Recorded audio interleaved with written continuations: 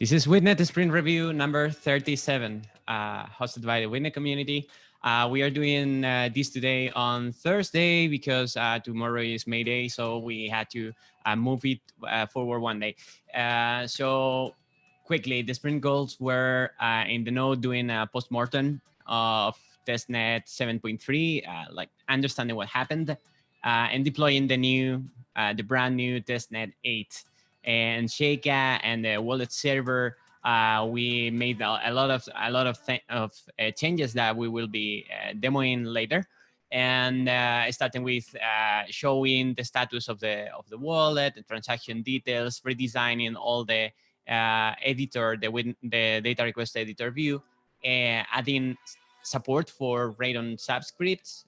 The Sheikah guys will explain later, and collect also additional information about each type of transaction that we are now showing in the UI. In other aspects of Witnet, we started assessing the signature aggregation, which is one of the biggest changes that are coming soon to the Witnet protocol. And also hosting the demo for the Alliance of Decentralized Oracles, Ethereum Improvement Proposal 2362. Well, during this sprint in Sheikah, we have been mainly focused in show the information computed by the wallet, show it in Sheikah, mainly in the main view. So we have subscribe to the wallet and to get the node status and display it in the sidebar. Then we also have been working on the transactions. Now you can see all the transactions details pre-computed by the wallet, and all the detailed information gathered by the wallet is now visible in Sheikah. We also have been improving the Witnet Radon JS library. Now supports subscripts, that is that you can use a script, a Radon script, as an argument. And we also have been doing some UI improvements, such as improve the input where you put your mnemonics, or some bugs in the addresses component. And we also start a redesign of the Radon request editor, but it's not ready yet. So regarding the wallet server, in order to give all this information to the clients like Sheikah, we had to improve how the transactions were indexed, and in order to compute additional information. This is the case of wallet balance movements, meaning, for example, retrieving the values, the amounts of the inputs of the transaction. Remember, we are UTXO based, and for example, the fields like minor fees. And additionally, also, every time that a wallet address is being used, also some additional information is computed, like, for example, how many payments have been received for that address, or for example, the timestamp when it was first use and last use. At the same time, also the wallet server now notifies clients about the progress of the synchronization towards the node. It means if the wallet is querying or downloading indexing all the blocks from the node, it will be notifying Sheikah, for example, about the percentage of how many blocks are left. And finally, there was a small fix regarding the initial synchronization that was not indexing the Genesis block, and now it's doing that.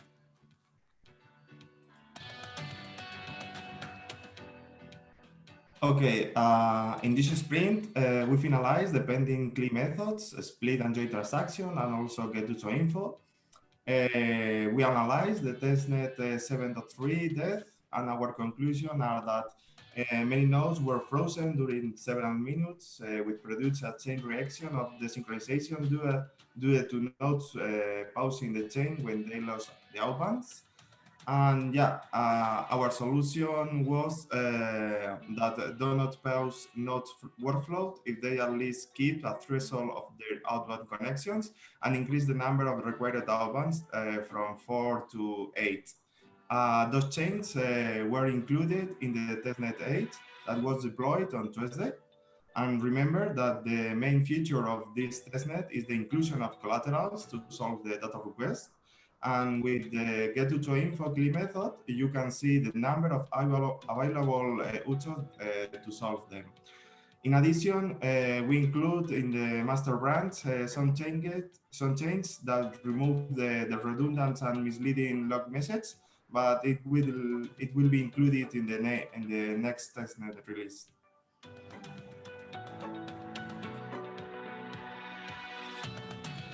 Regarding the work done in smart contracts, we added a new price feed that retrieves the FUSD price. And we joined this price feed, this new price feed, with the ones that we already had, which were gold and BTC. We merged them into a single repository and made them EIP 2362 compliant. This is an Ethereum improvement proposal that defines a common interface for all, let's say, feeds or oracles. We also did a demo with the Alliance of Decentralized Oracles that Thomas will later give us information about. Also, we're in the process of a security audit, and auditors have started creating issues for the vulnerabilities found, and we started fixing and mitigating them. And now we made the price feed poller, which is basically the software that triggers the price feeds price feed updates to trigger multiple price feed contracts, as the ones we already said, which were Ethereum, Bitcoin, and gold. So we can now query multiple instances of those price feeds.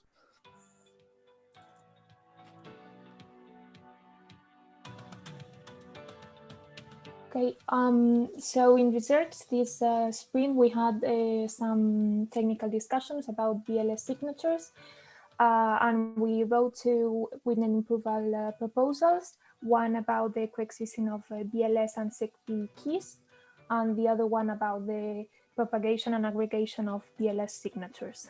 So in these WIPs, in this repository, you can find all the details about the discussions, and any suggestion is welcome. Just comment on our channel. Next one. Okay, and that was the summary of the sprint achievements.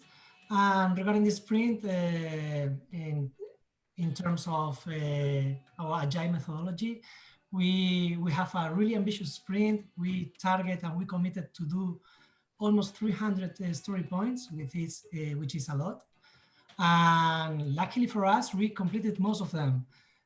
Only two issues are remaining in our backlog, and a few of them are under review. And the next slide.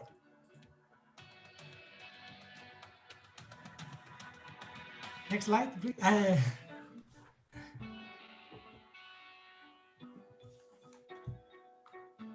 Can you switch to the next slide, Adam? It's already in the next slide. Okay, it was frozen in my video. Sorry.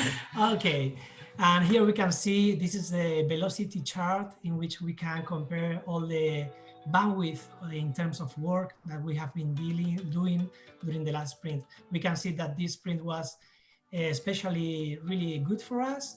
We managed to cope with a lot of workload, and we'll use this input to forecast the bandwidth for our next sprint, which we can already see that we already started doing some backlog grooming in order to have issues to be almost ready for the next sprint planning.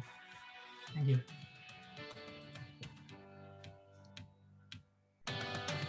So from the comms and outreach point of view, we had, as we've talked a few times during this sprint review, we had the first ADO public demo of EIP 2362, which is the standard interface for price feeds. So we're collaborating with numerous other decentralized Oracle networks and protocols, including Band, Telor, iExec, and various others. You can view the live demo, which was broadcast last week on the ADO YouTube channel. Links there. We also had our first community documentation meeting, so thanks for everyone that came to that. It can be viewed on the Witnet YouTube channel. And alongside that, we also, as a result of that, we also created a documentation guide and a task list for everybody in the community to get involved. You can find more info on the documentation Telegram group. So that's telegram.me/witnet.group. And we have also started planning for a network management dashboard, which I'll talk more about in a moment. So community activity, thanks to DeHero, we got the walkthrough on setting up a Witnet node on VPS live on Witnet YouTube this week. So yeah, great to see these walkthroughs starting to come through. They're going to really help with phase 2 participants, especially people that have less technical knowledge.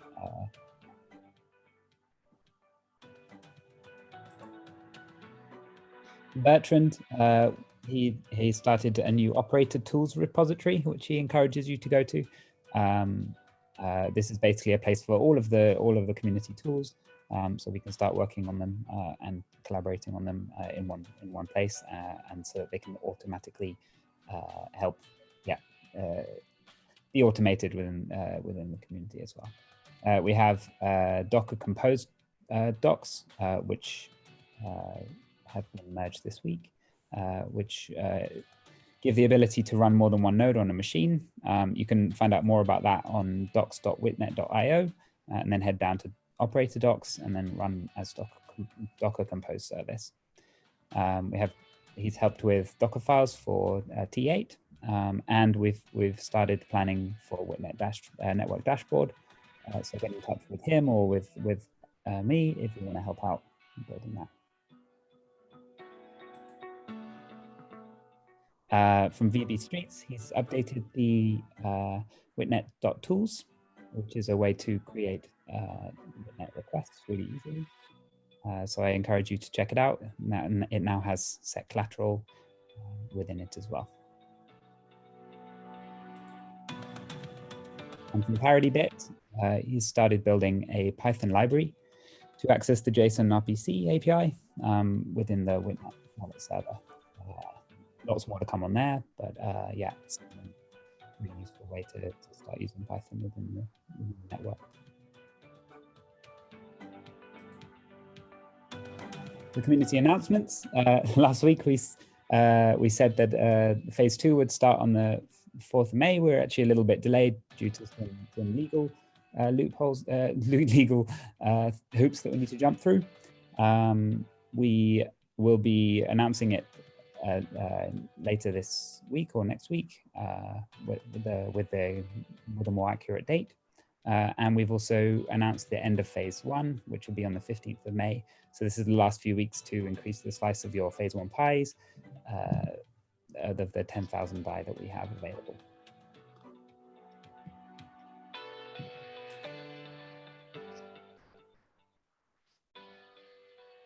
So today we have a demo of many things that has been improved in Sheikah and changed in Sheikah and implemented in Sheikah over this sprint. And it's been a lot of stuff that we have been working in this area.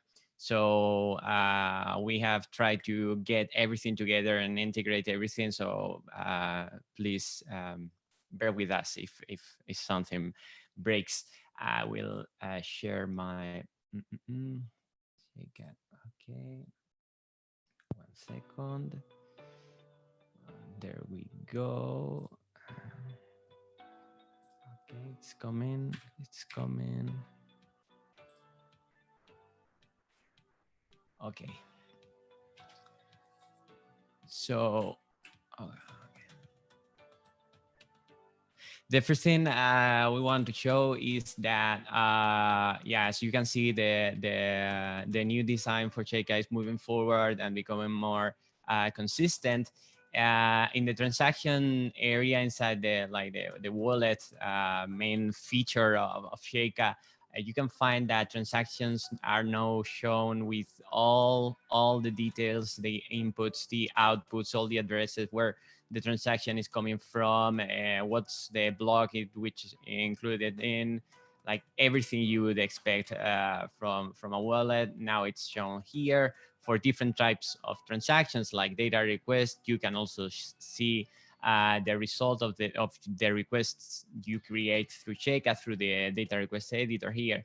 And yeah, so everything is already shown there. We are still working on presenting it in the most useful way that we can find for the users. One another part that underwent a huge redesign was the balance and addresses part. In this case, we will try to explain how this works. Basically, the addresses component shows all the addresses that you have created before, and you can see whether you have received payments in those addresses and so on. And you can easily create new addresses. For example, this is a fresh one. So what I will try to do is I will be sending some payment from my own node to that address, simply for also showing something very nice, which is desktop notifications. So I will send some amount of nanowits. This may take a little while because it needs to go into a block. But luckily enough, now we have this network status indicator inside Sheikah, so you can see which node you are connected to, what's the network you're tracking. Right now it's on testnet, and what's the last block that has been reported by the node that is providing all of this information to you, right?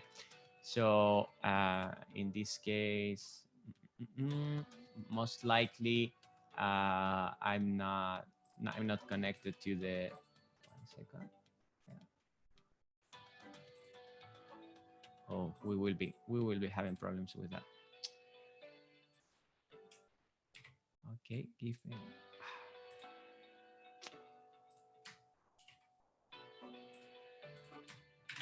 Sorry. Demo effect.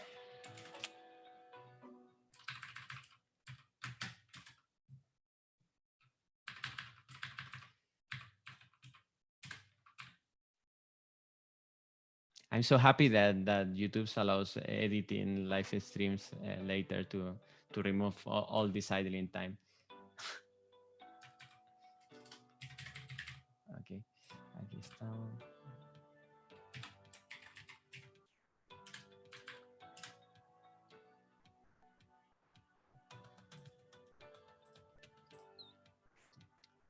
Okay, we are back here. I have started with a completely new setup because the one I had seemed to have some problems. So this is the perfect opportunity to show how the initial synchronization is shown to the user now. As you can see here, you can see yeah, you can see it's synchronizing in real time, and it shows a desktop notification stating that it's synchronizing, that it will synchronize the number of blocks that are already in the chain. Okay, we are synchronized, your wallet is now synchronized, and the latest block in the chain is this one. Yeah, you can see that. And I will try also to do the other thing about receiving funds and getting the notifications for that. Which simply should work. As I said, everything here is quite new, so we are still integrating all of that, and there are some moving parts. Okay, I will use this. I'm using my Witnet node to send some some funds to my Sheikah wallet. So here we can see that the last block happened 6 seconds ago. So probably the transaction I just created will go into the immediately following block. So we are only 30 seconds away from that. Remember that Sheikah is not only a wallet per se, but also it's a data request editor. You can create data requests in this editor, and yeah, here create sources, aggregators, tallies, and so on. You can import templates and so on. Then okay, we got it. Here's the total balance of your wallet, is this amount of nanowits, and you can see that the transaction details are here, and the balance has been updated, and you can see that the address I used is now marked in red color because for privacy reasons, it's really discouraged to reuse addresses, basically for not disclosing the people you interact with. You send tokens to not disclose from where you receive them and so on. And this is a pretty standard thing, and it works in the same way as in Bitcoin. So basically, for every time you want to receive, you should create a new address, or at least every time you receive funds from a different party, you should always create new addresses.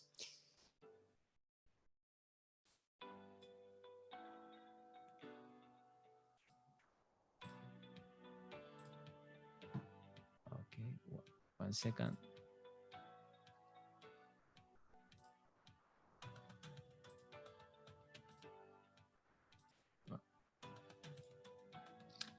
For some reason, I cannot go back to the slides.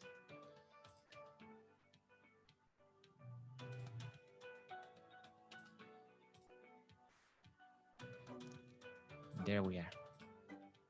Perfect.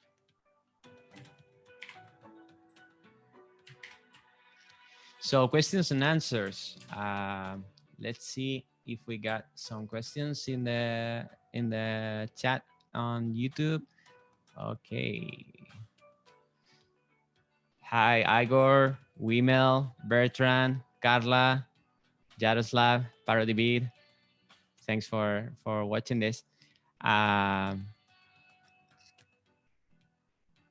Jaroslav is asking if that was PHP Storm. I think PHP Storm is a integrated development environment, right? It's like a code editor.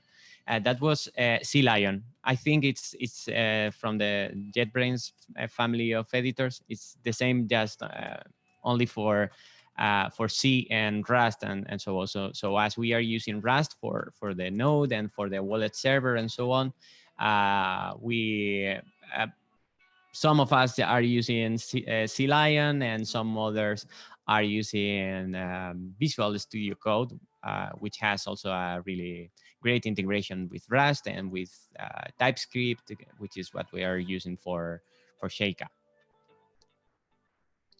Can I import my node account into Sheikah? Is asking Igor. So basically, it's something that technically you can do it because basically you have a private key, you have a master private key, and you can export it from your node and import it in Sheikah, of course. But the thing is that both wallets, let's say, operate in very different ways, because the node uses the master key for everything, because each node needs to have a strong sense of identity. Every action that a node does in the protocol, like creating commitments, publishing the reveals, and so on, needs to be tied to its identity so as to track their reputation. So the node is not using like hierarchical or deterministic wallets. On the other hand, Sheikah, for privacy reasons, uses these HD wallets that are hierarchical determinism, which means that you can create multiple addresses from a single key.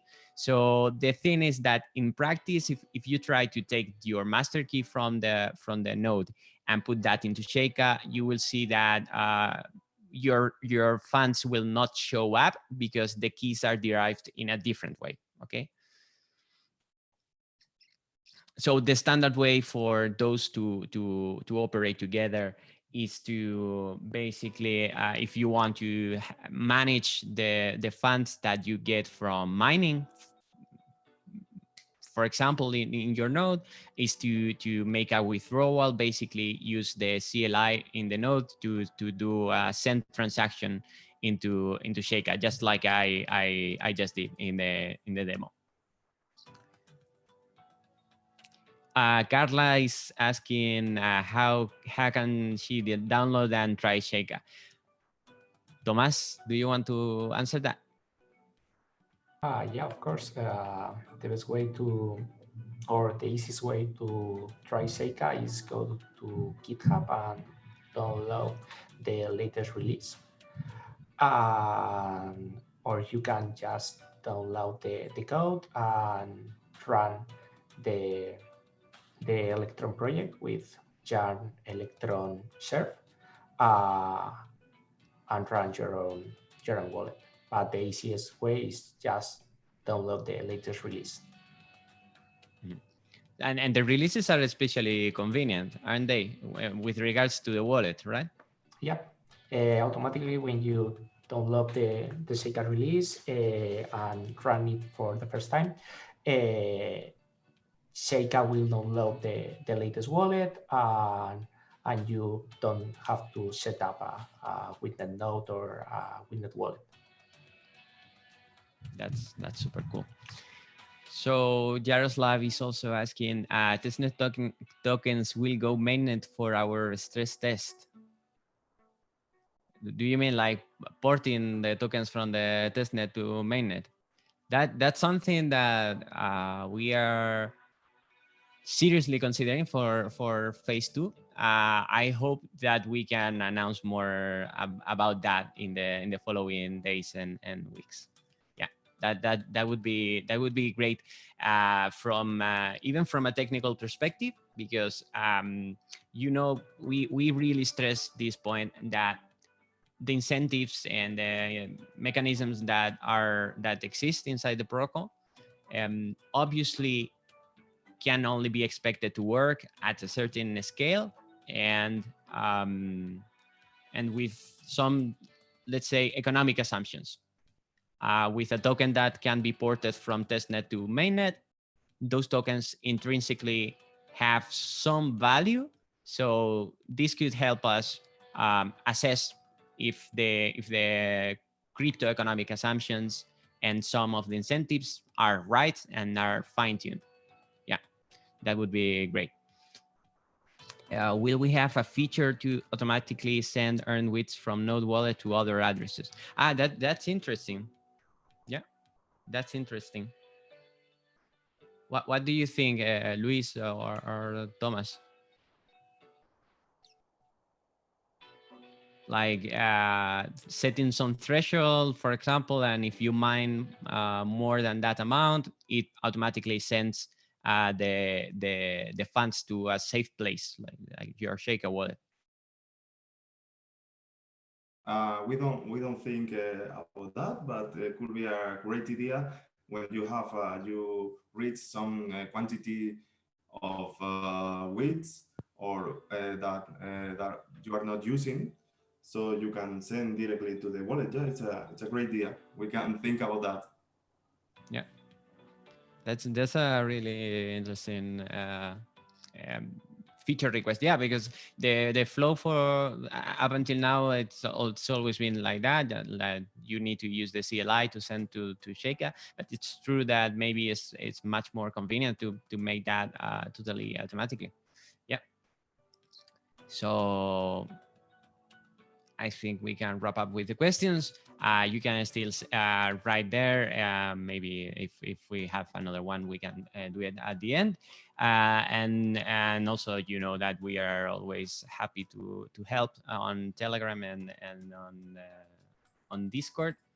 So keep them coming. So the funniest part of the sprint, the memes. This is great for cheering everyone up.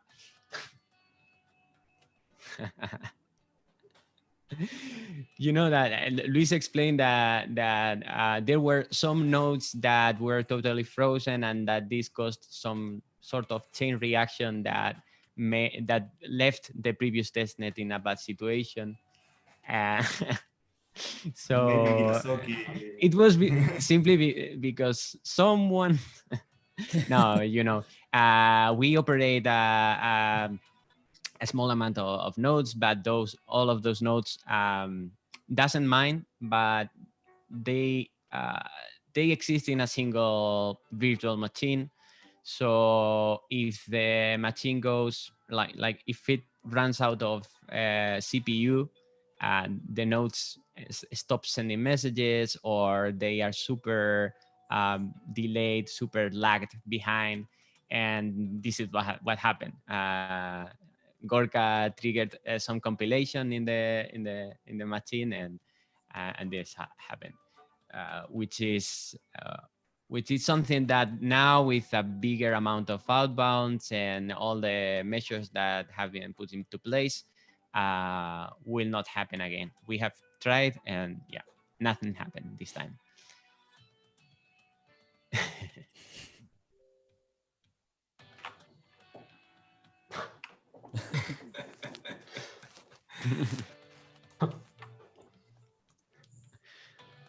Looks like Thomas is having a great time writing the terms and conditions for the next phase of the testnet.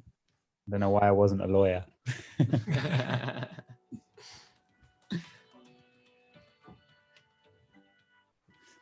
So didn't have too many in the Witnet competition this week. Too many entries. So we have one from Alejandro on the left, one from Bit on the right. The runners up. And Luis was the winner. Congratulations. Yeah. I encourage you all. Obviously, I only gave you a day's notice before the sprint review this time to get those memes in. So that's part of the reason, I think. But yeah, I also encourage you to carry on sending those memes through the weeks. Yeah. What is my price? Yeah, you get 25. You get 15 points. Yeah, it's been the truth is that it's been a crazy sprint. We've done a lot of different things. We haven't been working on the same thing for more than 2 or 3 days, so we have moved from the preparations for the presentation on the ADO and the EIP to then the release of the testnet date, and all the time changing the focus from one thing to another. But the achievements are great, and the progress that we're making is solid. So I'm super happy about that, and about all the involvement from the community, and all the how everyone is taking more responsibility and working together in a horizontal way. This is being great. So okay, I was checking if there were any other questions, which seems there are not. So I think we can wrap up. So thanks everyone for attending this sprint review, and see you in the next one. We hope that the next sprint is as good as this was. Thank you.